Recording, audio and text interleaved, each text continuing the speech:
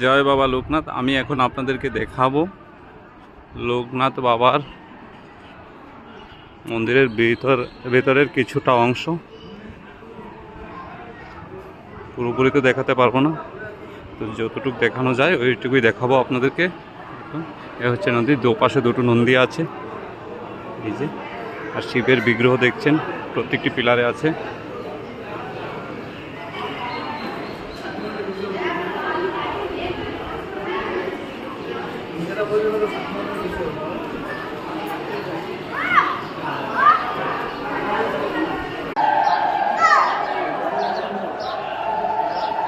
এই হচ্ছে দোকানপাটগুলো, অনেকগুলো দোকান আছে।